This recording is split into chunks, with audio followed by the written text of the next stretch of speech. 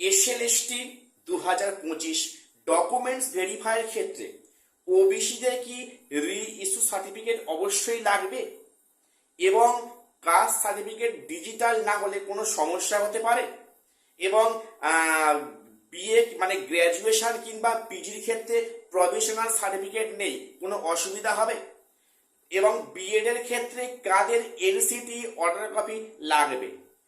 যদি কোনো ডকুমেন্টসে ভুল থাকে সেক্ষেত্রে এই সময় আমাদের কি কর্তব্য, কি করণীয় বা সেক্ষেত্রে কোনো অসুবিধা হতে পারে, আজকে এসব নিয়ে আসছি বিস্তারিত আলোচনায়। তো welcome to my channel e learning with Arnab sir. চ্যানেলটিকে প্রত্যেকে সাবস্ক্রাইব করে রাখো এরকম লেটেস্ট আপডেট সবার আগে পাওয়ার জন্য। বিশেষ করে তোমরা যারা ইন্টারভিউর জন্য প্রিপারেশন নিচ্ছ প্রত্যেকে চ্যানেলটা সাবস্ক্রাইব করে রাখো। তো আমাকে বিগত কয়েকদিন ধরে অনেকে কমেন্ট করছো বিভিন্ন সমস্যা নিয়ে।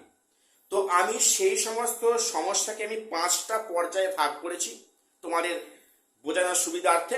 আমি সেগুলো একটা করে ডিসকাস করছি। প্রথম প্রশ্ন অনেকে করেছে, ওবিসিদের কি রি ইস্যু সার্টিফিকেট অবশ্যই লাগবে? দেখো, তোমরা জানো সেক্ষেত্রে গত জুন মাসের 3 তারিখ 2025 কিন্তু সুপ্রিম কোর্টের জাজমেন্ট মোতাবেক আমাদের ওয়েস্ট বেঙ্গল থেকে লিস্ট প্রকাশিত হয়। সেখানে পরিষ্কার বলা হয়েছে কারা কারা ওবিসি এ এবং কারা কারা ওবিসি বি। সেক্ষেত্রে কি দেখা গেল যে অনেকে ওবিসি এ ছিলে ওবিসি বি হয়েছে, বা অনেকে ওবিসি বি ছিলে ওবিসি এ হয়েছে। আবার অনেকে আছে কি মানে তারা ছিল জেনারেল কাস্ট, তারা কিন্তু ওবিসি এ কিংবা বি পর্যায়ে পড়বে। সেক্ষেত্রে বলে রাখি, যারা ওবিসি এ ছিলে ওবিসি বি হয়েছে বা ওবিসি বি ছিলে ওবিসি এ হয়েছে, সেক্ষেত্রে রি ইস্যু সার্টিফিকেট এই মুহূর্তে না থাকলেও কোনো সমস্যা হবে না।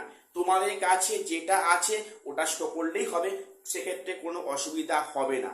এবং যে সমস্ত ক্যান্ডিডেটরা নতুন করে ওবিসি আওতায় আসছো সেক্ষেত্রে কিন্তু সার্টিফিকেট হাতে না পাওয়া অবধি তোমরা কিন্তু ওবিসি বলে গণ্য হবে না।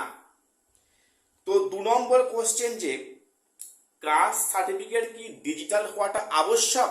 সেক্ষেত্রে কোনো সমস্যা হবে যদি না থাকে? দেখো, বলে রাখি, ডিজিটাল সার্টিফিকেট যে লাগবে সেটা কিন্তু এসএসসির বিজ্ঞপ্তিতে কোথাও লেখা নেই। কাজেই তোমাদের কাছে যেটা আছে ম্যানুয়াল কি ডিজিটাল তোমরা সেটা নিয়ে যাবে, সেক্ষেত্রে কোনো সমস্যা হবে না। নাম্বার 3, গ্র্যাজুয়েশন কিংবা পিজির ক্ষেত্রে কোনো সার্টিফিকেট নেই, ইভেন প্রফেশনাল সার্টিফিকেটও নেই, সেক্ষেত্রে কোনো সমস্যা হবে? দেখো, বলে রাখি, তোমরা যারা রিসেন্ট পাস করেছো গত 2 থেকে 3 বছর আগে, সে বিএ হোক বা পিজি কোর্সে হোক, তোমরা সেক্ষেত্রে কিন্তু প্রভিশনাল সার্টিফিকেট নেওয়ার চেষ্টা করো।